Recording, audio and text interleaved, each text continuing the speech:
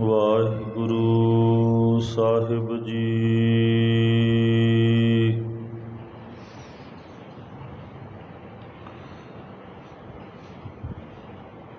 ਇੱਕ ਓੰਕਾਰ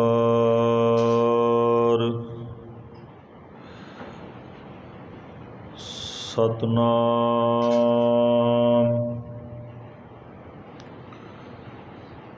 ਕਰਤਾ ਪੁਰਖ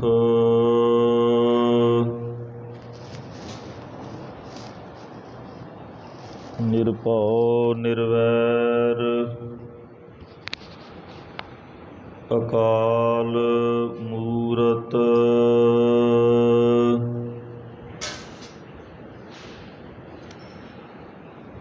ਅਜੂਨੀ ਸੈਭੰ ਗੁਰ ਪ੍ਰਸਾਦਿ।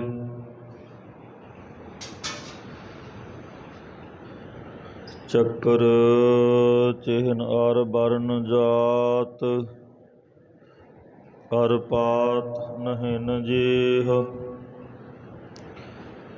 ਰੂਪ ਰੰਗ ਅਰ ਰੇਖ ਭੇਖ ਕੋ ਕਹਿ ਨਾ ਸਕਤ ਕੀਹ।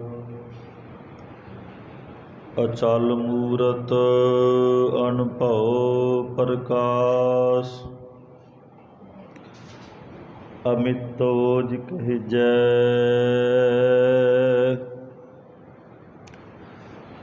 ਕੋਟ ਇੰਦਰ ਇੰਦਰਾਣ ਸਾਹੇ ਸਾਹਾਣ ਗਣਿਜੈ।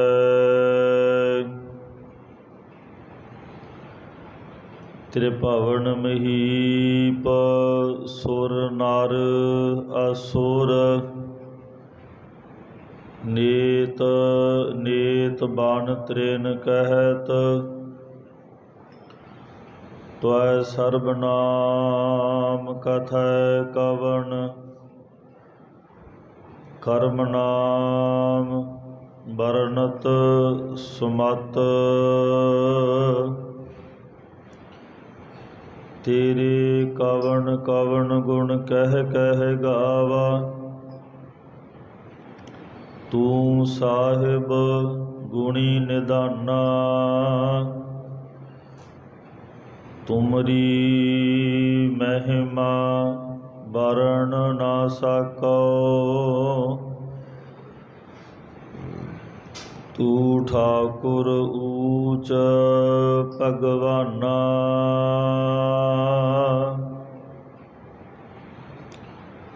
ਸਤਿਨਾਮ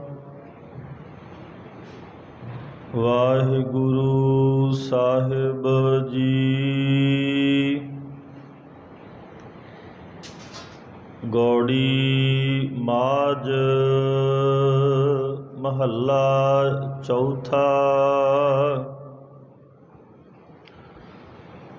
ਆਓ ਸਖੀ ਗੁਣ ਕਾਮਣ ਕਰੀਹਾ ਜੀਓ। ਮਿਲ ਸੰਤ ਜਨਾ ਰੰਗ ਮਾਣਹਿ ਰਲਿਆ ਜੀਓ। ਆਓ ਸਖੀ ਗੁਣ ਕਾਮਣ ਕਰੀਹਾ ਜੀਓ। ਮਿਲ ਸੰਤ ਜਨਾ ਰੰਗ ਮਾਣਹਿ ਰਲਿਆ ਜੀਓ। ਗੁਰ ਦੀਪਕ ਗਿਆਨ ਸਦਾ ਮਨ ਬਲਿਆ ਜੀਓ। ਹਰ ਤੁਠੈ ਢੁੱਲ ਢੁੱਲ ਮਿਲਿਆ ਜੀਓ। ਮੇਰੇ ਮਨ ਤਨ ਪ੍ਰੇਮ ਲੱਗਾ ਹਰ ਢੋਲੇ ਜੀਓ। ਮੈਂ ਮੇਲੇ ਮਿੱਤਰ ਸਤਿਗੁਰ ਵਿਚੋਲੇ ਜੀਓ। ਮਨ ਦੇਵਾ ਸੰਤਾ ਮੇਰਾ ਪ੍ਰਭ ਮੇਲੇ ਜੀਓ। ਹਰ ਵਿਟੜਿਓ ਸਦਾ ਭੁੱਲੇ ਜੀਓ। ਵਸ ਮੇਰੇ ਪਿਆਰਿਆ ਵਸ ਮੇਰੇ ਗੋਵਿੰਦਾ, ਹਰ ਕਰ ਕਿਰਪਾ ਮਨ ਵਸ ਜੀਓ। ਮਨ ਚਿੰਦਿਆੜਾ ਫਲ ਪਾਇਆ ਮੇਰੇ ਗੋਵਿੰਦਾ, ਗੁਰ ਪੂਰਾ ਵੇਖ ਵਿਗਸ ਜੀਓ। ਹਰ ਨਾਮ ਮਿਲਿਆ ਸੁਹਾਗਣੀ ਮੇਰੇ ਗੋਵਿੰਦਾ, ਮਨ ਅਨ ਦਿਨ ਆਨੰਦ ਰਹਸ ਜੀਓ। ਹਰ ਪਾਇੜਾ ਵਡ ਭਾਗੀ ਮੇਰੇ ਗੋਵਿੰਦਾ, ਨਿਤ ਲੈ ਲਾਹਾ ਮਨ ਹਸ ਜੀਓ। ਹਰ ਆਪ ਉਪਾਏ ਹਰ ਆਪੇ ਵੇਖੈ, ਹਰ ਆਪੇ ਕਾਰੈ ਲਾਇਆ ਜੀਓ।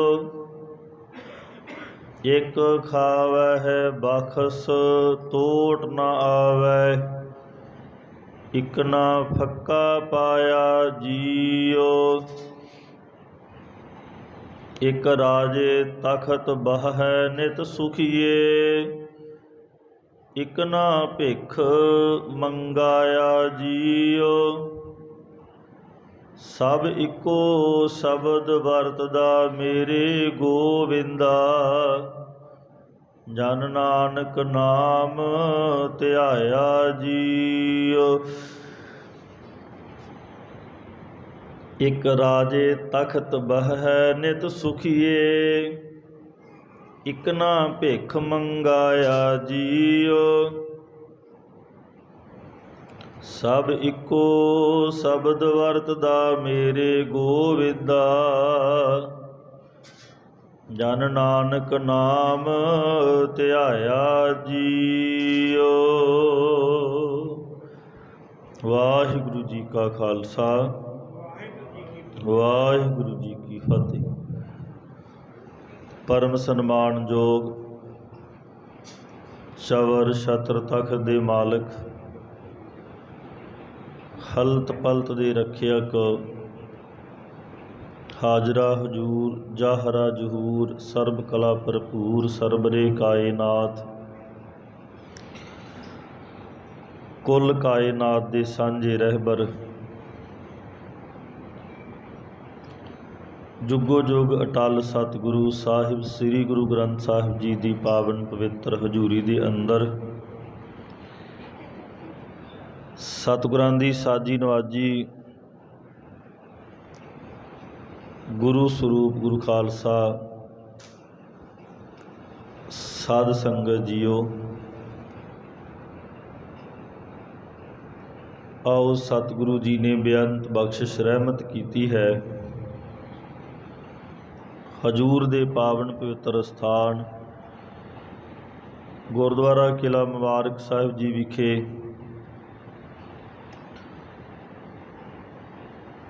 ਹਰ ਰੋਜ਼ ਦੀ ਤਰ੍ਹਾਂ ਅੰਮ੍ਰਿਤ ਵੇਲੇ ਤੋਂ ਹਜੂਰ ਦੇ ਪਾਵਨ ਚਰਨਾਂ 'ਚ ਨਤਮਸਤਕ ਹੋ ਕਰਕੇ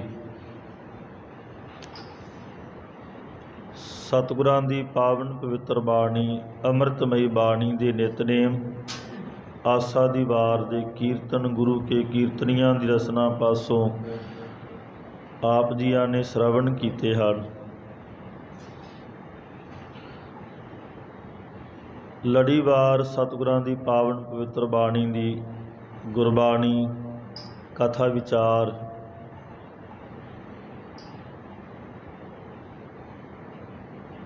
ਗੌੜੀ ਰਾਗ ਦੇ ਵਿੱਚ ਅੱਜ ਦਾ ਪਾਵਨ ਪਵਿੱਤਰ ਸ਼ਬਦ, ਜਿਨ੍ਹਾਂ ਦੇ ਮੂਲ ਪਾਠ ਆਪ ਜੀਆਂ ਨੇ ਸ਼ਰਵਣ ਕੀਤੇ ਹਨ, 173 ਅੰਗ ਤੇ ਸੁਭਾਏਮਾਨ ਹੈ। ਇਹ ਪਾਵਨ ਸ਼ਬਦ ਚੌਥੇ ਗੁਰਦੇਵ ਧੰਨ ਧੰਨ ਗੁਰੂ ਰਾਮਦਾਸ ਸਾਹਿਬ ਜੀ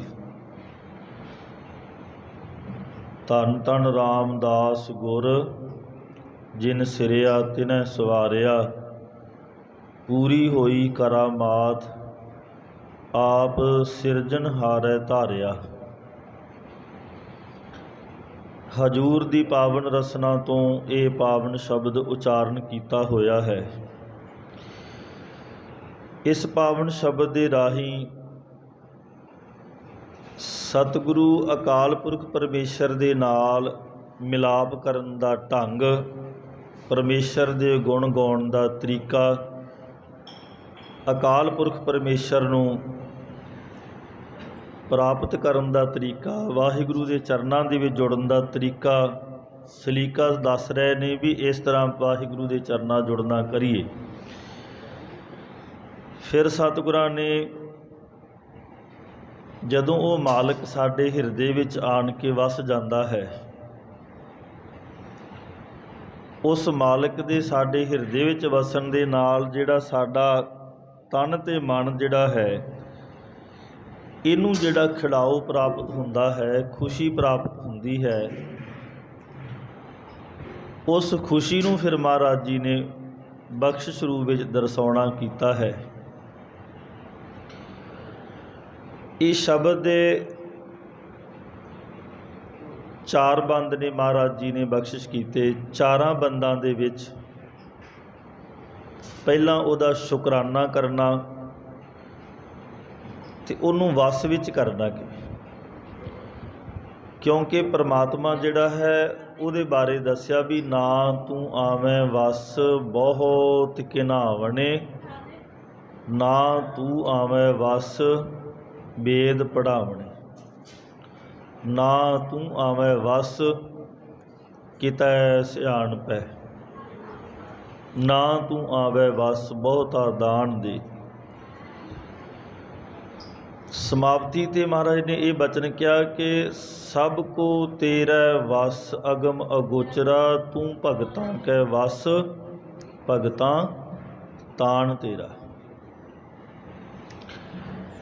ਹਜੂਰ ਨੇ ਸ਼ਬਦ ਵਿੱਚ ਬਖਸ਼ਿਸ਼ ਕੀਤੀ ਵੀ ਪਰਮਾਤਮਾ ਨਾ ਤੇ ਕਿਸੇ ਸਿਆਣਪ ਕਰਕੇ ਵਸ ਵਿੱਚ ਆਉਂਦਾ। ਵਸ ਦਾ ਭਾਵ ਕਿ ਜਿਵੇਂ ਆਪਾਂ ਕਹਿ ਦਈਏ ਵੀ ਪਰਮਾਤਮਾ ਨੂੰ ਪ੍ਰਾਪਤ ਕਰਨਾ ਹੈ,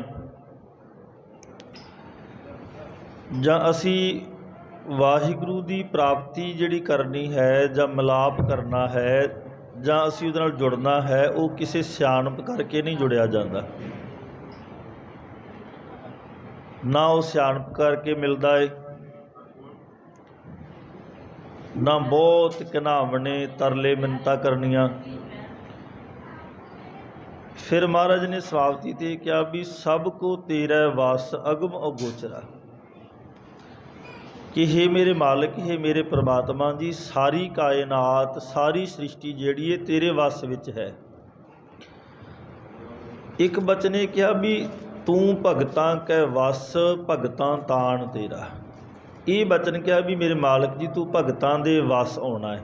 ਵਸ ਆਉਣ ਦਾ ਭਾਵ ਹੁੰਦਾ ਹੈ ਵੀ ਭਗਤਾਂ ਦੇ ਨਾਲ ਤੇਰਾ ਜੋੜ ਮੇਲ ਹੁੰਦਾ ਹੈ। ਭਗਤਾਂ ਨੇ ਤੈਨੂੰ ਰਿਝਾ ਲਿਆ, ਭਗਤਾਂ ਨੇ ਤੇਰੀ ਪ੍ਰਸੰਨਤਾ ਨੂੰ ਪ੍ਰਾਪਤ ਕਰਕੇ ਤੇਰੇ ਚਰਨਾਂ ਦੇ ਨਾਲ ਜੁੜਨਾ ਕੀਤਾ, ਕਿਉਂਕਿ ਭਗਤਾਂ ਤਾਣ ਤੇਰਾ। ਭਗਤ ਜਨ ਜਿਹੜੇ ਉਹਨਾਂ ਨੂੰ ਤਾਣ ਤੇਰਾ ਜ਼ੋਰ, ਤੇਰੀ ਤਾਕਤ ਜਿਹੜੀ ਹੈ, ਭਗਤਾਂ ਦਾ ਮਾਣ, ਭਗਤਾਂ ਦਾ ਜ਼ੋਰ, ਭਗਤਾਂ ਦੀ ਤਾਕਤ ਤੇ ਤੂੰ ਆਪ ਹੀ ਬਣਦਾ। ਇਸ ਕਰਕੇ ਭਗਤਾਂ ਦੇ ਵਸ ਹੈ ਤੂੰ। ਭਗਤਾਂ ਤੋਂ ਭਾਵ ਹੈ ਭਗਤੀ ਕਰਨ ਵਾਲੇ, ਬੰਦਗੀ ਕਰਨ ਵਾਲੇ, ਰੱਬ ਦੀ ਇਬਾਦਤ ਕਰਨ ਵਾਲਿਆਂ ਦੇ ਵਾਹਿਗੁਰੂ ਪਰਮੇਸ਼ਰ ਜੀ ਤੂੰ ਵਸ ਹੈ। ਵਸ ਤੋਂ ਭਾਵ ਹੈ ਕਿ ਉਹਨਾਂ ਨੇ ਤੈਨੂੰ ਰਿਝਾ ਲਿਆ, ਤੇਰੀ ਪ੍ਰਸੰਨਤਾ ਨੂੰ ਪ੍ਰਾਪਤ ਕਰ ਲਿਆ। ਇਸ ਸ਼ਬਦ ਵਿੱਚ ਗੁਰੂ ਰਾਮਦਾਸ ਸਾਹਿਬ ਜੀ ਨੇ ਬਖਸ਼ਿਸ਼ ਕੀਤੀ ਵੀ ਜਿਵੇਂ ਕੋਈ ਜਾਦੂ ਟੂਣੇ ਕਰਨ ਵਾਲਾ ਉਹ ਕਿਸੇ ਨੂੰ ਆਪਣੇ ਵਸ ਵਿੱਚ ਕਰਨ ਵਾਸਤੇ ਅਨੇਕਾਂ ਪ੍ਰਕਾਰ ਦੇ ਜਾਦੂ ਟੂਣੇ ਕਰਦਾ ਹੈ, ਧਾਗੇ ਤਵੀਤ ਕਰਦਾ ਵੀ ਇਹ ਮੇਰੇ ਵਸ ਵਿੱਚ ਹੋ ਜਾਵੇ। ਕਿਉਂਕਿ ਸਾਡੇ ਆਮ ਲੋਕਾਂ ਦੀ ਫਿਤਰਤ ਇਹੀ ਹੈ ਵੀ ਅਸੀਂ ਕੋਈ ਜਦੋਂ ਕੰਮ ਕਰਦੇ ਹਾਂ ਜਾਂ ਕਿਸੇ ਤਰ੍ਹਾਂ ਦਾ ਅਸੀਂ ਕੋਈ ਵੀ ਕਿਸੇ ਨੂੰ ਵਸ ਕਰਨਾ, ਤੇ ਕਈ ਵਾਰ ਮਨਾਂ ਦੇ ਭੁਲੇਖੇ ਹੁੰਦੇ ਵੀ ਜਾਦੂ ਟੂਣੇ ਕਾਲਾ ਇਲਮ ਕਰ ਲਓ, ਕੋਈ ਇੱਦਾਂ ਦੇ ਨਾਲ ਕਿਸੇ ਨੂੰ ਵਸ ਵਿੱਚ ਕੀਤਾ ਜਾ ਸਕਦਾ ਹੈ ਜਾਂ ਉਹਨੂੰ ਨੁਕਸਾਨ ਕੀਤਾ ਜਾ ਸਕਦਾ ਹੈ। ਬਾਬਾ ਫਰੀਦ ਸਾਹਿਬ ਜੀ ਨੇ ਬੜਾ ਸੁੰਦਰ ਜਿਹਾ ਸਾਨੂੰ ਉਪਦੇਸ਼ ਕੀਤਾ ਹੈ, ਜਿਸ ਵਿੱਚ ਉਹਨਾਂ ਨੇ ਕਿਹਾ, ਇੱਕ ਦੁਨਿਆਵੀ ਰਿਸ਼ਤੇ ਨੂੰ ਦ੍ਰਿੜਾਉਂਦਿਆਂ ਤੇ ਪਰਮਾਤਮਾ ਦੇ ਨਾਲ ਮਿਲਾਪ ਦਾ ਰਸਤਾ ਦੱਸਿਆ। ਜੀਵ ਰੂਪ ਇਸਤਰੀ ਜਿਹੜੀ ਉਹ ਸਵਾਲ ਕਰਦੀ ਹੈ ਕਿ ਮੈਂ ਆਪਣੇ ਮਾਲਕ ਨੂੰ ਕਿਵੇਂ ਪ੍ਰਾਪਤ ਕਰਾਂ, ਕਿਵੇਂ ਵਸ ਵਿੱਚ ਕਰਾਂ, ਉਹ ਮੇਰੇ ਅੰਦਰ ਕਿਵੇਂ ਵਸਦਾ ਹੋਵੇ, ਜਾਂ ਉਹਦੀ ਪ੍ਰਸੰਨਤਾ ਨੂੰ ਕਿਵੇਂ ਪ੍ਰਾਪਤ ਕਰਾਂ। ਤੇ ਬਚਨ ਕਿਹਾ ਸੀ, ਕਵਣ ਸੋ ਅੱਖਰ ਕਵਣ ਗੁਣ ਕਵਣ ਸੋ ਮਣੀਆਂ ਮੰਤ ਕਵਣ ਸੋ ਵੇਸੋ ਹੋਂ ਕਰੀ ਜਿਤ ਵਸ ਆਵੈ ਕੰਤ। ਇੱਥੇ ਵੀ ਵਸ ਸ਼ਬਦ ਜਿਹੜਾ ਸੀ ਨਾ, ਉਹ ਇਹੀ ਹੈ ਵੀ ਪਰਮਾਤਮਾ ਦੀ ਪ੍ਰਸੰਨਤਾ ਨੂੰ ਕਿਵੇਂ ਮੈਂ ਪ੍ਰਾਪਤ ਕਰਾਂ, ਵਾਹਿਗੁਰੂ ਦੀ ਬਖਸ਼ਿਸ਼ ਨੂੰ ਕਿਵੇਂ ਪ੍ਰਾਪਤ ਕਰਾਂ। ਜਿਹੜਾ ਵਸ ਸ਼ਬਦ ਹੈ, ਵਸ ਸ਼ਬਦ ਦਾ ਭਾਵ ਇਹੀ ਹੁੰਦਾ ਵੀ ਮੈਂ ਉਹਦੀ ਪ੍ਰਸੰਨਤਾ ਨੂੰ ਕਿਵੇਂ ਪ੍ਰਾਪਤ ਕਰਾਂ। ਮੇਰੇ ਵਸ ਦਾ ਭਾਵ ਹੁੰਦਾ ਵੀ ਮੈਂ ਉਹਦੀ ਬਖਸ਼ਿਸ਼ ਨੂੰ ਕਿਵੇਂ ਲੈ ਲਵਾਂ। ਤੇ ਮਹਾਰਾਜ ਨੂੰ ਪੁੱਛਿਆ, ਕਵਣ ਸੋ ਅੱਖਰ, ਕਿਹੜਾ ਅੱਖਰ ਹੈ, ਕਵਣ ਗੁਣ, ਉਹ ਗੁਣ ਕਿਹੜਾ ਹੈ। ਕਵਣ ਸੋ ਅੱਖਰ ਕਵਣ ਗੁਣ ਕਵਣ ਸੋ ਮਣੀਆਂ ਮੰਤ, ਉਹ ਮੰਤਰ ਕਿਹੜਾ ਹੈ ਜਿਹੜੇ ਮੰਤਰ ਨੂੰ ਪੜ੍ਹਨ ਦੇ ਨਾਲ ਮੇਰਾ ਮਾਲਕ ਜਿਹੜਾ ਹੈ ਉਹ ਮੇਰੇ ਵਸ ਵਿੱਚ ਆ ਜਾਵੇ। ਹੁਣ ਇੱਥੇ ਸਾਨੂੰ 3 ਬਚਨ ਕਹੇ ਫਿਰ ਬਾਬਾ ਜੀ ਨੇ। ਕਹਿਣ ਲੱਗੇ, ਨਿਵਣ ਸੋ ਅੱਖਰ। ਨਿਵਣ ਦਾ ਭਾਵ ਹੁੰਦਾ ਨਿਰਮਾਣਤਾ, ਨਿਮਰਤਾ ਰੂਪੀ ਗੁਣ ਸਾਡੇ ਵਿੱਚ ਆ ਜਾਵੇ। ਪਹਿਲੀ ਪੌੜੀ ਸਾਡੀ ਨਿਮਰਤਾ ਦੀ ਹੈ। ਜੇ ਅਸੀਂ ਆਪਣੇ ਮਾਲਕ ਨੂੰ ਮਿਲਣਾ ਹੈ, ਜੇ ਅਸੀਂ ਆਪਣੇ ਮਾਲਕ ਦੀ ਪ੍ਰਾਪਤੀ ਕਰਨੀ, ਜੇ ਉਹਦੀ ਪ੍ਰਸੰਨਤਾ ਨੂੰ ਚਾਹੁੰਦੇ ਹਾਂ, ਤਾਂ ਸਭ ਤੋਂ ਪਹਿਲਾ ਸਟੈਪ ਸਾਡਾ ਜ਼ਿੰਦਗੀ ਦਾ ਨਿਮਰਤਾ, ਸਾਡੇ ਅੰਦਰ ਨਿਰਮਾਣਤਾ ਆ ਜਾਵੇ। ਔਰ ਬਚਨ ਕਿਹਾ, ਕਹਿੰਦੇ ਨਿਵਣ ਸੋ ਅੱਖਰ ਖਵਣ ਗੁਣ। ਜਿਹੜਾ ਗੁਣ ਧਾਰਨ ਕਰਨਾ, ਉਹ ਗੁਣ ਇਹ ਹੋਵੇ ਵੀ ਸਾਡੇ ਅੰਦਰ ਖਵਣ ਦਾ ਭਾਵ ਹੁੰਦਾ ਸਹਾਰ ਲੈਣਾ। ਦੁੱਖ ਵੀ ਆਇਆ, ਸੁੱਖ ਵੀ ਆਇਆ, ਇਹਨੂੰ ਸਹਾਰਨ ਦੀ ਸ਼ਕਤੀ ਹੋਵੇ। ਵੀ ਇਹ ਨਹੀਂ ਜੇ ਸਾਡੇ ਕੋਲ ਕੋਈ ਖੁਸ਼ੀ ਆ ਗਈ ਤੇ ਪਰਮਾਤਮਾ ਨੂੰ ਵਿਸਾਰ ਦਿੱਤਾ, ਭੁੱਲ ਗਏ, ਤੇ ਜੇ ਗਮ ਆਇਆ ਤੇ ਪਰਮਾਤਮਾ ਨੂੰ ਲਾਂਭੇ ਦੇਣ ਲੱਗੇ। ਸਹਾਰਨ ਦਾ ਭਾਵ ਇਹ ਹੈ ਕਿ ਜਦੋਂ ਪਰਮਾਤਮਾ ਨੇ ਦਿੱਤਾ ਹੈ ਉਦੋਂ ਉਹਦਾ ਸ਼ੁਕਰਾਨਾ ਕਰਨਾ ਹੈ, ਤੇ ਜਿਸ ਸਮੇਂ ਕਿਤੇ ਜ਼ਿੰਦਗੀ 'ਚ ਦੁੱਖ ਵੀ ਆ ਜਾਵੇ ਤੇ ਉਸ ਵੇਲੇ ਪਰਮਾਤਮਾ ਦਾ ਚਰਨਾਂ 'ਚ ਅਰਦਾਸ ਕਰਨੀ ਹੈ, ਤੇ ਹਰ ਵੇਲੇ ਕੀ ਕਰਨਾ ਜੀ, ਪਰਮਾਤਮਾ ਨੂੰ ਸਿਮਰਨਾ, ਯਾਦ ਕਰਨਾ ਹੈ। ਇਹ ਗੁਣ ਸਾਡੇ ਅੰਦਰ ਹੋਣਾ ਚਾਹੀਦਾ। ਪਹਿਲਾ ਨਿਰਮਾਣਤਾ ਦਾ, ਸਾਡੇ ਅੰਦਰ ਨਿਮਰਤਾ ਰੂਪੀ ਅੱਖਰ ਜਿਹੜਾ ਉਹ ਨਿਮਰਤਾ ਰੂਪੀ ਹੋਵੇ। ਫਿਰ ਸਹਾਰਨ ਰੂਪੀ ਗੁਣ ਹੋਵੇ ਸਾਡੇ ਅੰਦਰ। ਤੀਜਾ ਬਚਨ ਮਹਾਰਾਜ ਨੇ ਕਿਹਾ, ਕਹਿੰਦੇ ਨਿਵਣ ਸੋ ਅੱਖਰ ਖਵਣ ਗੁਣ ਜਿਹਬਾ ਮਣੀਆਂ ਮੰਤ। ਜਿਹੜਾ ਜੀਭ ਹੈ ਸਾਡੀ, ਇਹਦੇ ਨਾਲ ਪਰਮਾਤਮਾ ਦਾ ਮੰਤਰ ਜਿਹੜਾ ਹੈ, ਉਸ ਮੰਤਰ ਨੂੰ ਜੀਭ ਦੇ ਨਾਲ ਜਪਣਾ। ਵਾਹਿਗੁਰੂ ਮੰਤਰ ਮੂਲ ਮੰਤਰ ਹੈ, ਗੁਰਬਾਣੀ ਪੜ੍ਹ ਲਈਏ। ਇਸ ਤਰ੍ਹਾਂ ਦੇ ਨਾਲ ਜੀਭ ਦੇ ਨਾਲ ਪਰਮਾਤਮਾ ਦੀ ਸਿਫਤ ਸਲਾਹ ਕਰਨੀ। ਪਹਿਲਾ ਗੁਣ ਨਿਮਰਤਾ ਦਾ, ਦੂਜਾ ਗੁਣ ਸਹਾਰਨ ਦਾ। ਦੁੱਖ ਸੁੱਖ ਦੇ ਵਿੱਚ ਸਮਬਿਰਤੀ ਜੀ ਬਣਾ ਕੇ ਰੱਖ ਲੈਣਾ, ਕਿਉਂਕਿ ਗੁਰਬਾਣੀ ਸਾਨੂੰ ਸਿਖਾਉਂਦੀ ਹੈ। ਗੁਰਬਾਣੀ ਨੇ ਸਾਨੂੰ ਦੁੱਖ ਸੁੱਖ ਜਿਹੜਾ ਸੀ ਸਮਬਿਰਤੀ ਦੇ ਵਿੱਚ ਸਮਝਾ ਦਿੱਤਾ। ਜੇ ਸਾਨੂੰ ਪਰਮਾਤਮਾ ਦੇ ਚਲਾਏ ਮਾਰਗ ਤੋਂ, ਇਸ ਚਲਾਏ ਮਾਨ ਸੰਸਾਰ ਤੋਂ ਅਸੀਂ ਜਾਣਾ ਹੈ, ਉਦੋਂ ਸਾਨੂੰ ਵਿਆਹ ਦਾ ਇੱਕ ਮਹਾਰਾਜ ਸੱਚੇ ਪਾਤਸ਼ਾਹ ਗੁਰੂ ਨਾਨਕ ਸਾਹਿਬ ਜੀ ਨੇ ਵਿਆਹ ਦਾ ਦਿਨ ਜਿਹੜਾ ਸੀ ਉਹਦੇ ਮੁਤਾਬਕ ਸਾਨੂੰ ਜਿਹੜਾ ਸੀ ਇਹ ਉਪਦੇਸ਼ ਕੀਤਾ ਵੀ ਜਿਵੇਂ ਸੰਬਤ ਸਾਹਾ ਲਿਖਿਆ ਮਿਲ ਕਰ ਪਾਵੋ ਤੇਲ ਦੇਹੋ ਸੱਜਣ ਅਸੀਸੜੀਆਂ ਜਿਉ ਹੋਵੈ ਸਾਹਿਬ ਸਿਉ ਮੇਲ। ਫਿਰ ਕਿਆ ਘਰ ਘਰ ਇਹੋ ਪਹੁੰਚਾ ਸੱਦੜੇ ਨਿਤ ਪਵਨ सदन हारा सिमरिए नानक से देह आवन। इत्थे नाल गल कीती खुशी दी भी, जिवें संबत साह लिखिया, साल लिखिया जांदा, साहा लिखिया जांदा है। जिस लड़की का विआह उहदा साहा लिखिया गया, फिर उहदे दिन मुकर्रर कर लिया गया, साल लिखिया गया, फिर तेल पाउणा, तेल की रस्म होनी। इस तरह के नाल गल करके फिर महाराज ने अगला वचन किया, जिवें एक विआह का दिन मुकर्रर किया जाता है, उस विआह वाले दिन जिहड़ी ये लड़की वो विआह के अपने सहुरे घर चले जाती है। ये सानू मातलोक ते परलोक की गल समझाई भी आपां भी इस संसार दे विच जीव रूप इस्त्री बन के आए हाँ। एक दिन जिवें विआह के लड़की अपने सहुरे घरे चले जाती है, इस तरह आपां भी एक दिन परलोक रूपी सहुरे घर विच जाना है, जिथे परमात्मा के घर विच निता प्रति आवाज़ां पैंदियां भी भाई जिहड़ा ये अकाल पुरख का सदड़ा हर एक घर विच जांदा है। ये समझ बिरती सानू दसिया। नौवें गुरुदेव ने यह कहा, धन गुरु तेग बहादुर साहब जी, जो नर दुख मैं दुख नहीं मानै, सुख स्नेह अर भै नहीं जाकै, कंचन माटी मानै।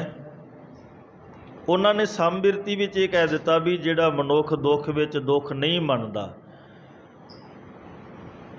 ते जिन्हें सोने नूं भी मिट्टी बराबर समझिया, सुख दे नाल बहुता स्नेह ना कीता, उन्होंने सम दृष्टि किया। तो सम दृष्टि जो बंदा बनता है, उस वेले महाराज समाप्ति ते कहते भाई जिहड़ा सम दृष्टि बन जाता है, वो अकाल पुरख परमेश्वर की बख्शिश नूं प्राप्त कर लेंदा है। नानक लीन भयो गोबिंद स्यों, ज्यों पानी संग पानी। जिवें पानी की लहर पानी विच समा जाती, इसी तरह जीव जिहड़ा वो एक अकाल पुरख वाहिगुरू परमेश्वर दे च अभेद हो जाता है। इस तरह ये पहला बंद जिहड़ा ना गुरु रामदास साहब जी के शब्द आ, ये सानू सिखारिया भी शुकराना करिए पहला तो, फिर उन्होंने मिलन की तांघ होवे साडे अंदर। असी सत्संगत रूपी सहेलियां दे नाल मिल के, सखियां दे नाल मिल के अपने मालक दे गुण गाइए। फिर जदों क्या भी वो साडे अंदर हिरदे रूपी घर विच आन के वस जाता है, उदों किन्नियां को रहमतां करदा है।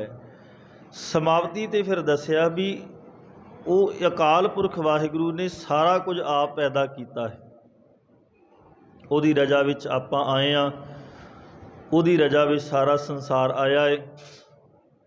तो इत्थे भाई परमात्मा वाहिगुरू परमेश्वर जिहड़ा है हर एक जीव के अंदर वसदा जिहड़ा वो नज़र आउंदा है। आओ गुरु रामदास साहब जी के पावन शब्द विचों दर्शन करिए। सतगुरु गरीब नवाज किस तरह के नाल साडे ते रहमत करके परमात्मा का शुक्रगुजार होने लई प्रेरित कर रहे ने।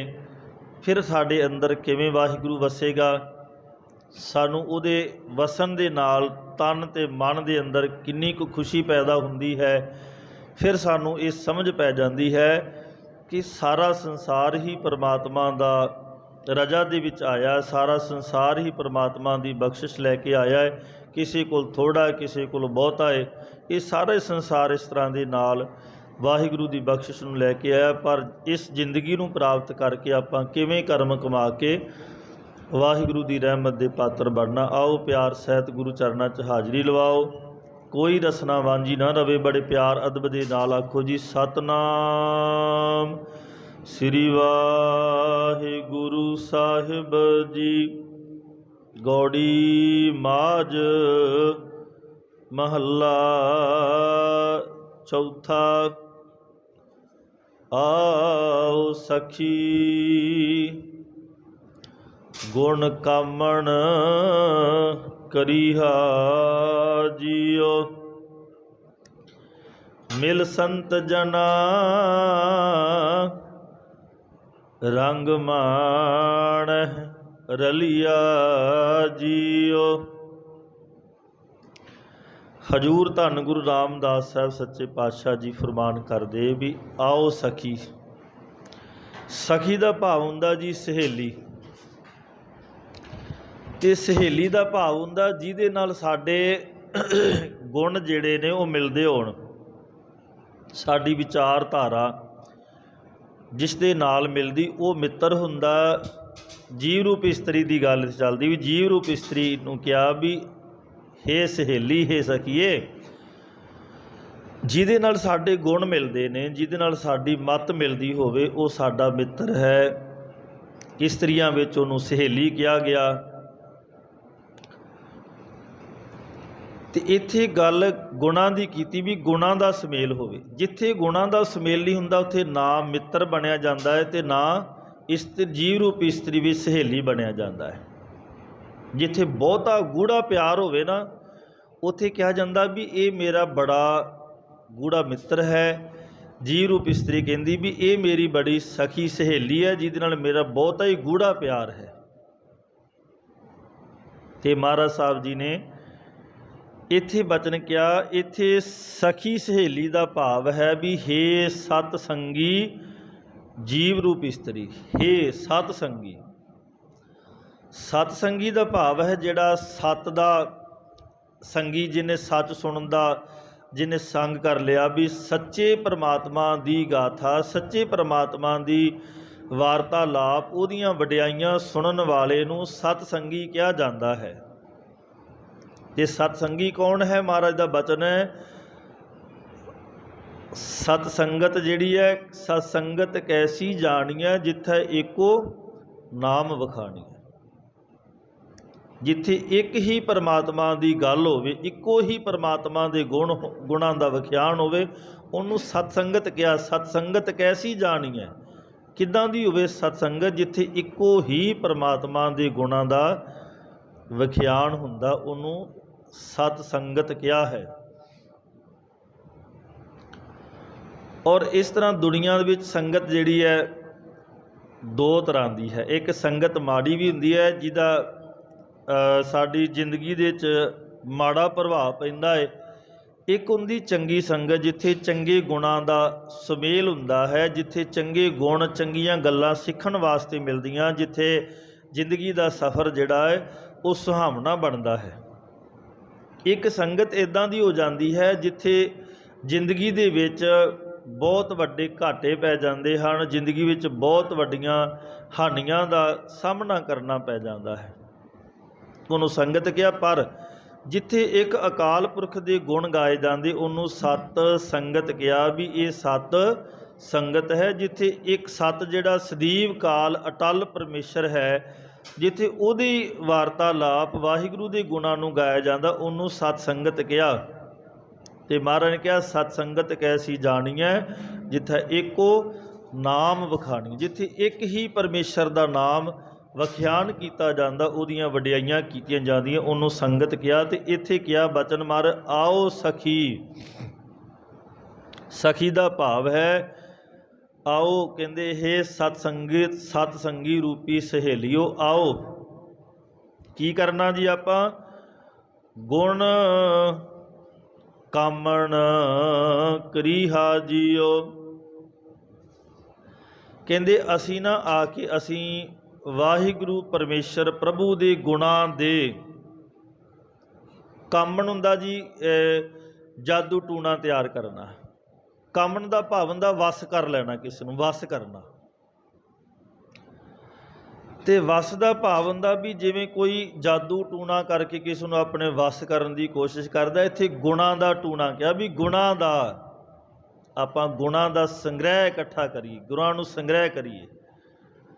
ਇਹ ਨਹੀਂ ਵੀ ਜੇ ਅਸੀਂ ਪਰਮਾਤਮਾ ਨੂੰ ਪ੍ਰਾਪਤ ਕਰਨਾ, ਜੇ ਕਿਸੇ ਵਸਤੂ ਨੂੰ ਪ੍ਰਾਪਤ ਕਰਨਾ ਤੇ ਅਸੀਂ ਜਾਦੂ ਟੂਣਿਆਂ ਦਾ ਸਹਾਰਾ ਲੈ ਕੇ ਅਸੀਂ ਪ੍ਰਾਪਤੀ ਕਰੀ, ਕਿਉਂਕਿ ਦੁਨੀਆ ਵਿੱਚ ਬਹੁਤ ਕੁਝ ਹੈ। ਜੇ ਕਿਸੇ ਨੂੰ ਕਿਹਾ ਵੀ ਜੇ ਤੂੰ ਪ੍ਰਾਪਤੀ ਕਰਨੀ ਹੈ, ਚਰਸਤੇ ਦੇ ਵਿੱਚ ਬੌਕਰ ਜਿਹੜੀ ਹੈ ਝਾੜੂ ਉਹਨੂੰ ਖਿਲਾਰ ਦੇ, ਤੇਰਾ ਇਹ ਕੰਮ ਹੋ ਜਾਵੇਗਾ। ਚਰਸਤੇ ਵਿੱਚ ਆਹ ਟੂਣਾ ਕਰ ਦੇ, ਇਹ ਤੇਰਾ ਕੰਮ ਹੋ ਜਾਵੇਗਾ। ਜਾਂ ਕਿਸੇ ਦੇ ਘਰ ਦੇ ਵਿੱਚ ਆਹ ਚੀਜ਼ ਵਸਤੂ ਸੁੱਟ ਦੇ, ਇੱਦਾਂ ਦਾ ਕੰਮ ਹੋ ਜਾਣਾ ਹੈ। ਉਹ ਜਿਹੜੇ ਜਾਦੂ ਟੂਣੇ ਨਾ, ਇਹ परमात्मा की बाणी, परमात्मा के गुणों के अगे, परमात्मा की बख्शिश अगे नहीं चलते हैं। और सतगुरु जी ने जिवें एक छोटी जी घटना साझी कर लीए भी दुबई दे विच रहन वाला शेख जिहड़ा सी, एक उत्थे एक सरदार रहिंदा है, ते सरदार दे कोल जिहड़ा सी वो परमात्मा दा मंत्र है, मूल मंत्र दी बहुत वड्डी बख्शिश नूं प्राप्त करके वो अपना कारोबार करता है। जिहड़ा दुबई का शेख सी वो सरदार दे नाल इस करके ईरखा करता है भी इहदा काम काज जिहड़ा बड़ा वधिया चलदा पिया।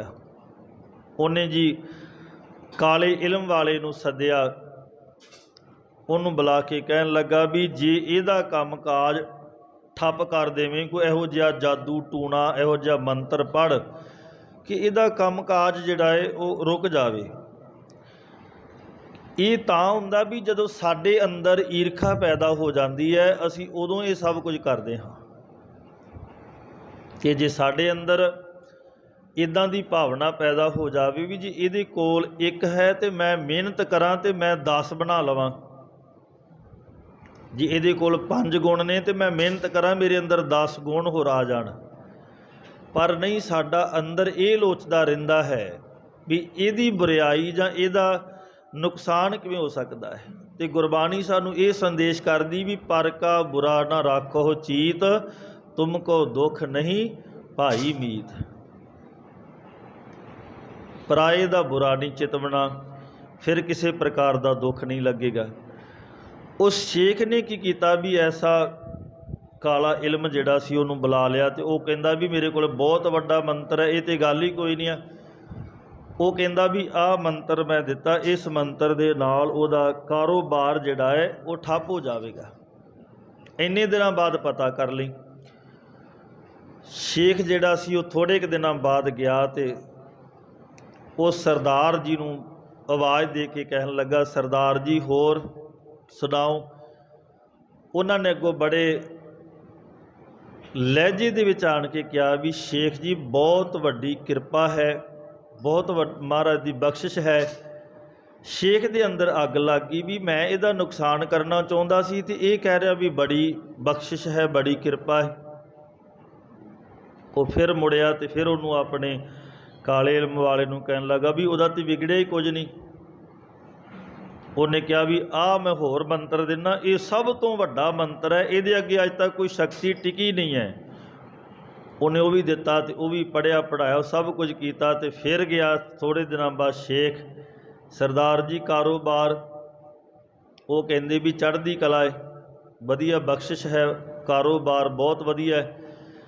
शेख फिर बड़ा तपिया कि मैं एडा वड्डा इन्ने पैसे लाते, एडा वड्डा इलम मैं लिया, इन्हां दा नुकसान। वो जदों तीजी वार होया तो कहंदा भी मैं चलदा भी इहो जिहा किहड़ा मंत्र इहदे कोल जिहदे नाल इहदा नुकसान नहीं होया। कहंदे वो जिहड़ा काले इलम वाला सी ना वो नाल जांदा है।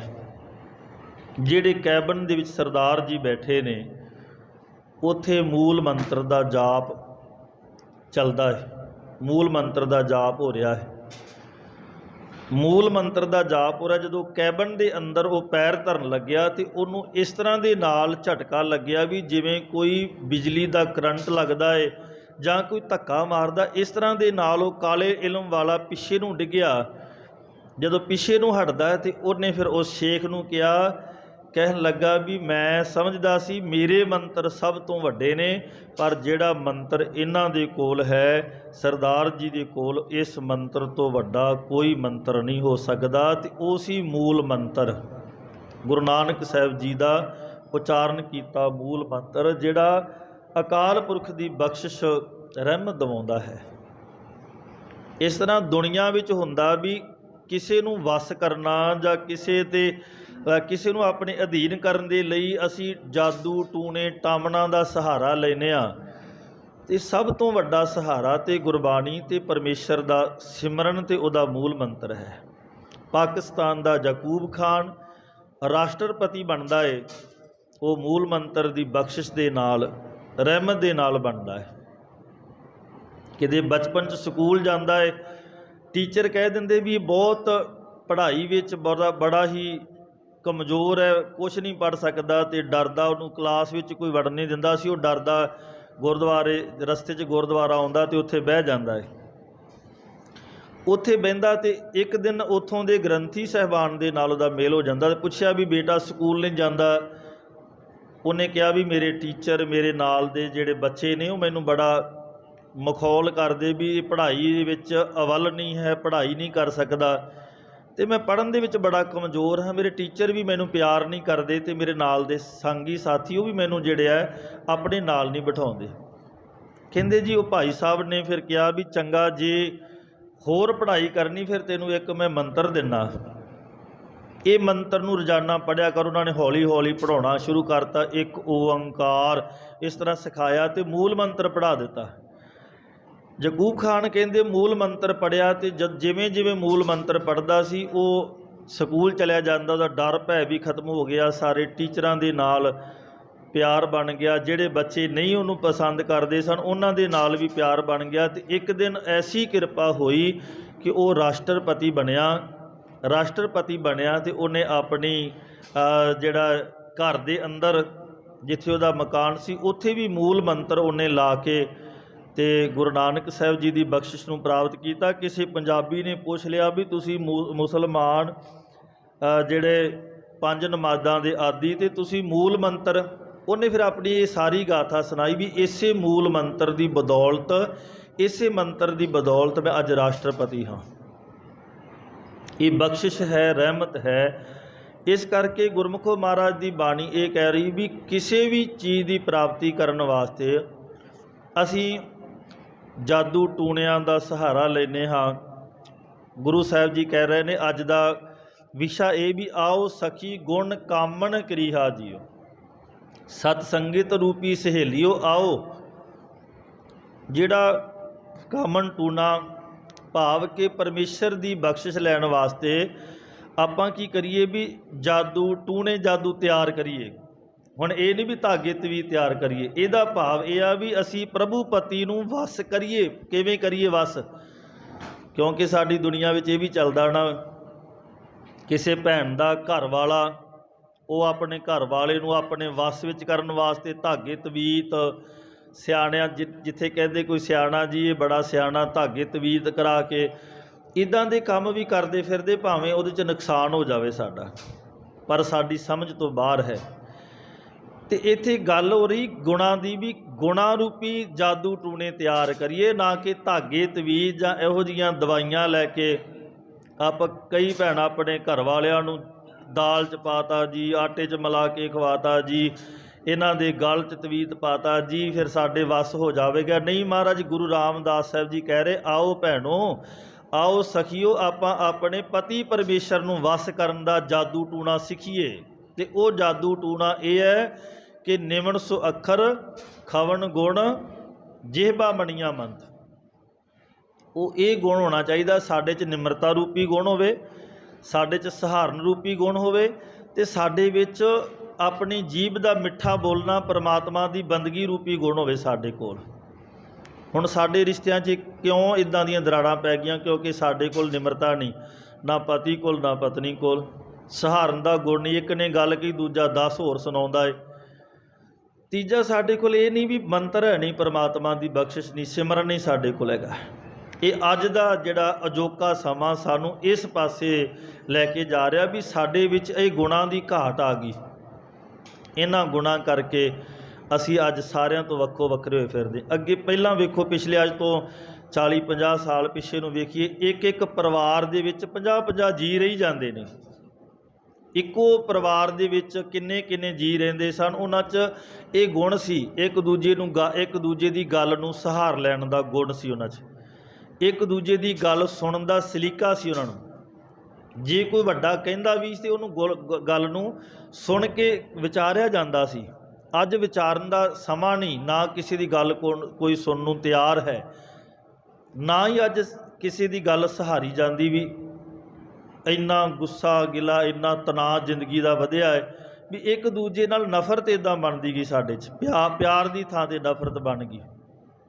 रिश्ते प्यार मंगते ने, रिश्ते समा मंगते ने, जिहड़ा साडे कोल है नहीं। ਅੱਜ ਦਾ ਅਜੋਕਾ ਸਮਾਂ ਸਾਨੂੰ ਇੱਥੇ ਇਸ ਕਤਾਰ 'ਤੇ ਲਿਆ ਕੇ ਸਾਨੂੰ ਖੜਾ ਕਰ ਦਿੱਤਾ ਵੀ ਸਾਡੀ ਰਿਸ਼ਤੇਦਾਰੀਆਂ, ਸਾਡੇ ਮਿੱਤਰ, ਸਾਡੇ ਦੋਸਤ, ਸਾਡਾ ਇੱਕ ਦੂਜੇ ਨਾਲ ਪਿਆਰ, ਇਹ ਵੀ ਕਿਤੇ ਮੈਨੂੰ ਇਹ ਤੱਕ ਕੰਮ ਪੈ ਸਕਦਾ ਹੈ। ਬਸ ਸਾਡੀ ਇੰਨੀ ਕੀ ਕਹਾਣੀ ਹੈ।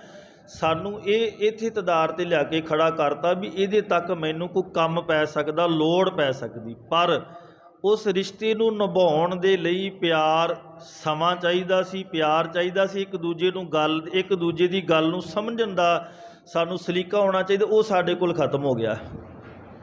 ਹੁਣ ਸਾਡੀ ਲੋੜ ਰਹਿ ਗਈ, ਬਸ ਲੋੜ ਤੱਕ ਸੀਮਤ ਹਾਂ। ਭੈਣ ਭਰਾ, ਮਿੱਤਰ, ਦੋਸਤ, ਇਹ ਸਾਡਾ ਪਿਆਰ ਜਿਹੜਾ ਅੱਜ ਦੀ ਲੋੜ 'ਤੇ ਖਲੋ ਗਿਆ ਵੀ ਲੋੜ ਪੈ ਸਕਦੀ, ਕਿਤੇ ਮੈਨੂੰ ਕੰਮ ਪੈ ਸਕਦਾ। ਪਰ ਪਿਆਰ ਜਿਹੜਾ ਸੀ ਨਾ, ਇਹ ਜ਼ਿੰਦਗੀ ਜਿਹੜੀ ਇਹ ਪਿਆਰ ਮੰਗਦੀ ਹੈ, ਇਹ ਟਾਈਮ ਮੰਗਦੀ ਹੈ। ਸਾਡੇ ਭਰਾਤਰੀ ਭਾਵ ਰਿਸ਼ਤਿਆਂ ਦੇ ਵਿੱਚ ਸਾਨੂੰ ਇੱਕ ਦੂਜੇ ਨੂੰ ਸਮਝਣ ਦਾ, ਗੁਣਾਂ ਦਾ ਸੁਮੇਲ ਮੰਗਦੀ ਹੈ। ਇਹ ਸਾਡੇ ਕੋਲੋਂ ਖਤਮ ਹੋ ਗਿਆ ਸਾਰਾ ਕੁਝ। ਗੁਰੂ ਰਾਮਦਾਸ ਸਾਹਿਬ ਜੀ ਬਚਨ ਕਰਦੇ ਵੀ ਆਓ ਸਖੀ ਗੁਣ ਕਾਮਣ ਕਰੀਹਾ ਜੀਓ, ਆਓ ਸਤਸੰਗੀ ਰੂਪੀ ਭੈਣੋ। ਗੁਰਮੁਖ ਗਿਆ ਇੱਥੇ, ਗੁਰਮੁਖੋ ਆਓ, ਸਤਸੰਗੀ ਰੂਪੀ ਗੁਰਮੁਖੋ ਆਓ। ਆਪਾਂ ਕੀ ਕਰੀਏ ਜੀ? ਗੁਣ ਕਾਮਣ ਕਰੀਹਾ ਜੀਓ। ਗੁਣ ਅਸੀਂ ਉਹਨਾਂ ਗੁਣਾਂ ਨੂੰ ਇਕੱਠੇ ਕਰੀਏ ਜਿਨ੍ਹਾਂ ਦੇ ਨਾਲ ਕੀ ਆ ਜੀ, ਸਾਡੇ ਮਾਲਕ ਦਾ ਸਾਡੇ ਵੱਸ ਵਿੱਚ ਆ ਜਾਵੇ। ਜਿਹੜਾ ਸਾਡਾ ਪ੍ਰਭੂ ਪਤੀ ਪਰਮੇਸ਼ਰ ਸਾਡੇ ਵੱਸ ਵਿੱਚ ਆ ਜਾਵੇ, ਵੀ ਸਾਡਾ ਉਹਦੇ ਨਾਲ ਵੱਸ ਆਉਣ ਦਾ ਭਾਵ ਹੁੰਦਾ ਵੀ ਉਹਦੇ ਨਾਲ ਸਾਡਾ ਸੁਮੇਲ ਹੋ ਜਾਵੇ, ਗੁਣ ਸਾਡੇ ਮਿਲ ਜਾਵੇ। ਵੱਸ ਇਹ ਨਹੀਂ ਹੁੰਦਾ ਵੀ ਜੇ ਆਪਾਂ ਦੁਨਿਆਵੀ ਤੌਰ 'ਤੇ ਵੇਖੀਏ ਤੇ ਵੱਸ ਕਰਨਾ ਵੀ ਮੇਰਾ ਪਤੀ ਮੇਰੀ ਆਗਿਆ ਵਿੱਚ ਚੱਲੇ, ਮੇਰੇ ਅਧੀਨ ਹੋ ਕੇ ਚੱਲੇ, ਨਹੀਂ। ਪਤੀ ਨੂੰ ਵੱਸ ਵਿੱਚ ਕਰਨ ਦਾ ਭਾਵ ਹੈ ਵੀ ਮੇਰਾ ਤੇ ਮੇਰੇ ਪਤੀ ਦਾ ਆਪਸੀ ਗੁਣਾਂ ਦਾ ਮੇਲ ਹੋ ਜਾਵੇ। ਉਸ ਮੇਲ ਦੇ ਵਿੱਚ ਸਾਡਾ ਪਰਸਪਰ ਪਿਆਰ ਬਣਿਆ, ਇਹਨੂੰ ਕਹਿੰਦੇ ਵੱਸ। ਪਰ ਅਸੀਂ ਇਸ ਵੱਸ ਨੂੰ ਦੁਨਿਆਵੀ ਰਿਸ਼ਤਿਆਂ ਦੇ ਵਿੱਚ ਵੀ ਇਸ ਤਰੀਕੇ ਨਾਲ ਲੈ ਲਿਆ ਵੀ ਜੇ ਪਤਨੀ ਕਹਿੰਦੀ ਵੀ ਮੇਰਾ ਪਤੀ ਜਿਹੜਾ ਉਹ ਮੇਰੇ ਵੱਸ ਵਿੱਚ ਹੋਵੇ, ਵੀ ਮੈਂ ਜੋ ਕਵਾਂ ਉਹ ਗੱਲ ਪ੍ਰਵਾਨ ਹੋ ਜਾਵੇ, ਉਹ ਮੇਰੇ ਅਧੀਨ ਹੋ ਜਾਵੇ। ਸਾਡੀ ਫਿਦਰਤ ਇਹ ਹੈ। ਗੁਰਬਾਣੀ ਇਹ ਕਹਿੰਦੀ ਵੀ ਪਤੀ ਨੂੰ ਵੱਸ ਕਰਨ ਦਾ ਸਲੀਕਾ ਇਹ ਆ ਵੀ ਮੇਰੇ ਤੇ ਮੇਰੇ ਪਤੀ ਦੇ ਗੁਣ ਜਿਹੜੇ ਹਨ ਉਹ ਇੱਕੋ ਜਿਹੇ ਬਣ ਜਾਣ, ਅਸੀਂ ਇੱਕ ਦੂਜੇ ਦੀ ਗੱਲ ਨੂੰ ਸਮਝ ਲਈਏ, ਸਾਡਾ ਪਿਆਰ ਪਰਸਪਰ ਬਣ ਜਾਵੇ, ਅਸੀਂ ਪਰਸਪਰ ਪਿਆਰ ਦੇ ਵਿੱਚ ਜਿਉਣਾ ਸਿੱਖੀਏ। ਤੇ ਸਾਨੂੰ ਗੁਰਬਾਣੀ ਨੇ ਇਹ ਕਿਹਾ, ਕਹਿੰਦੇ ਧਨ ਫਿਰ ਇਹ ਨਾ ਆਖੀਨ ਬਹਿਨ ਇਕੱਠੇ ਹੋਏ, ਏਕ ਜੋਤ ਦੋਏ ਮੂਰਤੀ ਧਨ ਫਿਰ ਕਹੀਏ ਸੋਏ। ਇਹ ਹੈ ਸਾਡਾ ਪਿਆਰ ਵੀ ਗੁਣਾਂ ਦਾ ਸੁਮੇਲ ਹੋ ਜਾਵੇ, ਸਰੀਰਾਂ ਦਾ ਨਹੀਂ, ਗੁਣਾਂ ਦਾ ਸੁਮੇਲ ਹੋ ਜਾਵੇ। ਇੱਥੇ ਧੰਨ ਗੁਰੂ ਰਾਮਦਾਸ ਸਾਹਿਬ ਜੀ ਕਹਿੰਦੇ, ਹੇ ਸਤਸੰਗੀ ਰੂਪੀ ਜੀਵ ਰੂਪ ਇਸਤਰੀਏ, ਆਓ ਗੁਰਮੁਖੋ ਗੁਣ ਕਾਮਣ। ਗੁਣਾਂ ਦਾ ਕਾਮਣ ਦਾ ਭਾਵ ਜਾਦੂ ਟੂਣਾ ਤਿਆਰ ਕਰੀਏ, ਆਪਣੇ ਪਤੀ ਪਰਮੇਸ਼ਰ ਨੂੰ ਮਿਲਦੇ ਗੁਣਾਂ ਦਾ ਇਹ ਤਿਆਰ ਕਰੀਏ। ਸਾਡੇ ਗੁਣਾਂ ਦਾ ਜਾਦੂ ਟੂਣਾ ਹੋਵੇ, ਸਾਡੇ ਅੰਦਰ ਗੁਣ ਹੋਣ ਚੰਗੇ, ਅੱਛੇ ਗੁਣ ਸਾਡੇ ਅੰਦਰ ਆਉਣ, ਫਿਰ ਅਸੀਂ ਆਪਣੇ ਮਾਲਕ ਨੂੰ ਚੰਗੇ ਲੱਗ ਸਕਦੇ ਹਾਂ। ਫਿਰ ਕਿਹਾ ਮਿਲ ਸੰਤ ਜਨਾ ਰੰਗ ਮਾਣਹਿ ਰਲਿਆ ਜੀਓ। ਔਰ ਨਾਲ ਇਹ ਬਚਨ ਕਿਹਾ ਵੀ ਉਹ ਕਿਹੋ ਜਿਹਾ ਜਾਦੂ ਟੂਣਾ ਕਰਨਾ ਜੀ। ਸਤਿਗੁਰੂ ਕਹਿੰਦੇ ਮਿਲ ਸੰਤ ਜਨਾਂ ਨੂੰ ਮਿਲ ਕੇ, ਜਿੱਥੇ ਨਾਮ ਜਪਿਆ ਜਾਂਦਾ ਹੈ, ਸਿਮਰਨ ਹੁੰਦਾ ਹੈ, ਸੰਤ ਜਨਾਂ ਨੂੰ ਮਿਲ ਕੇ ਨਾ ਅਸੀਂ ਕੀ ਕਰਨਾ ਵੀ ਆਓ ਪ੍ਰਭੂ ਦੇ ਮਿਲਾਪ ਦਾ ਆਨੰਦ ਮਾਣੀਏ। ਅਸੀਂ ਕੀ ਕਰਨਾ? ਪ੍ਰਭੂ ਦੇ ਮਿਲਾਪ ਦਾ ਆਨੰਦ ਮਾਣਨਾ, ਤੇ ਉਹ ਸੰਤ ਜਨਾਂ ਦੇ ਨਾਲ ਮਿਲ ਕੇ ਮਾਣਿਆ ਜਾ ਸਕਦਾ ਹੈ, ਸੰਤ ਜਨਾਂ ਤੋਂ ਬਿਨਾਂ ਨਹੀਂ ਮਾਣਿਆ ਜਾ ਸਕਦਾ। ਇਸ ਕਰਕੇ ਇਹ ਹੈ ਜਾਦੂ ਟੂਣਾ, ਇਹ ਗੁਣਾਂ ਦਾ ਅਸੀਂ ਸੰਗ੍ਰਹਿ ਕਰਨਾ ਵੀ ਅਸੀਂ ਆਪਣੇ ਮਾਲਕ ਦੀ ਬਖਸ਼ਿਸ਼ ਨੂੰ ਮਾਣ ਸਕੀਏ। ਜਦੋਂ ਮਾਲਕ ਦੀ ਬਖਸ਼ਿਸ਼ ਨੂੰ ਮਾਣਾਂਗੇ ਫਿਰ ਕਹਿੰਦੇ ਗੁਰ ਗਿਆ ਦੀਪਕ ਗਿਆਨ ਸਦਾ ਮਨ ਬਲੀਆ ਜੀਓ। ਸਤਿਗੁਰੂ ਕਹਿੰਦੇ ਆਓ ਭਾਈ, ਹੇ ਸਹੇਲਿਓ, ਹੇ ਸਤਸੰਗੀ ਰੂਪੀ ਗੁਰਮੁਖੋ, ਕਹਿੰਦੇ ਆਓ ਅਸੀਂ ਆਪਣੇ ਮਨ ਵਿੱਚ ਗੁਰੂ ਦਾ ਦਿੱਤਾ ਗਿਆਨ ਰੂਪੀ ਦੀਵਾ ਬਾਲੀਏ। ਜੇ ਅਸੀਂ ਆਪਣੇ ਪਤੀ ਪਰਮੇਸ਼ਰ ਨੂੰ ਵਸ ਕਰਨਾ ਨਾ, ਆਪਣੇ ਮਾਲਕ ਨੂੰ ਵਸ ਕਰਨਾ, ਆਓ ਆਪਣੇ ਅੰਦਰ ਗਿਆਨ ਦਾ ਦੀਵਾ ਬਾਲੀਏ। ਕਿਉਂਕਿ ਗਿਆਨ ਦਾ ਦੀਵਾ ਜਿੰਨਾ ਚਿਰ ਨਹੀਂ ਬਲਦਾ ਉਨਾ ਚਿਰ ਕੀ ਹੈ ਜੀ, ਅਗਿਆਨਤਾ ਦਾ ਹਨੇਰਾ ਛਾਇਆ ਰਹਿਣਾ। ਜਿੱਦਣ ਦੀਵਾ ਬਲਿਆ ਉਦਣ ਕੀ ਹੋਣਾ? ਦੀਵਾ ਬਲੇ ਅੰਧੇਰਾ ਜਾਏ। वेद पाठ मत पापां खाए। महाराज कहते जिवें दीवा बलदा ते हनेरे नूं खा जांदा है, इदां गुरु प्यारिओ जिहड़ा गुरु दा उपदेश है ये साडे रूह अंदर दी मत जिहड़ी पापां रूपी अज्ञानता दे नाल मत भरी पई है, सतगुरु दा ज्ञान रूपी दीवा जिस दिन अंदर बलिया इहने साडे अंदरों पापां दा हनेरा दूर कर देना है। ते महाराज ने हुण दस्सिया कहंदे जे असीं अपने मालिक दी बख्शिश नूं प्राप्त करना, जे अपने मालिक दी रहमत नूं प्राप्त करना, उहदे नाल मिलाप करना, रलिया माणे दा भाव हुंदा भी उहदे नाल मिलाप आनंद माणीए। ते मानण वास्ते कहा भी ये पहला सानू गुर दीपक ज्ञान सदा मन बलिया जियो, अपने अंदर सानू ज्ञान का दीवा बालना पैना है। गुरु के ज्ञान की गुरबाणी का गुरु की बख्शिश गुणा का संग्रह करके ज्ञान का दीवा बालीए, फिर जाके उहदे नाल साडा मिलाप होना है, किसी जादू टूणे नाल नहीं। आ जादू टूणा असल गुणा का ये साडे अंदर आ जाण, फिर महाराज कहते हर तुठै ढुल ढुल मिलिया जियो।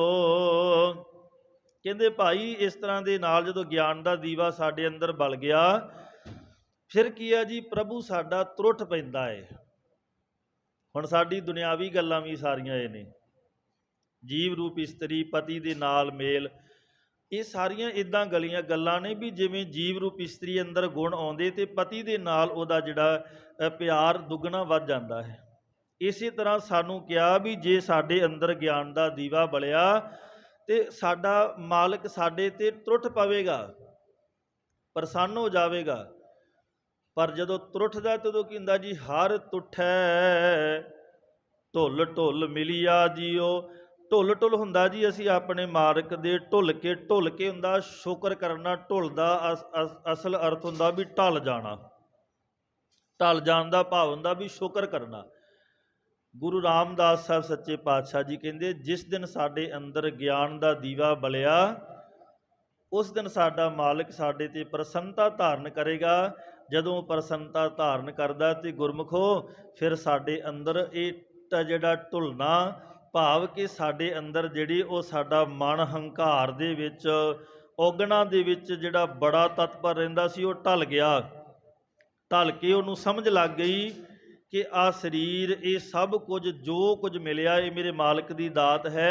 जदों हंकार ढल गया फिर शुक्रगुजार बन जाता है। तो महाराज कहते हर तुठै जदों मेरा प्रसन्न होया ना मालिक जी, ढुल ढुल मिलिया जियो। गुरु रामदास साहब जी कहते मालिक नूं ढुल के मिलिया जाता, शुक्रगुजार शुक्र करदियां उन्होंने मिलिया जाता है।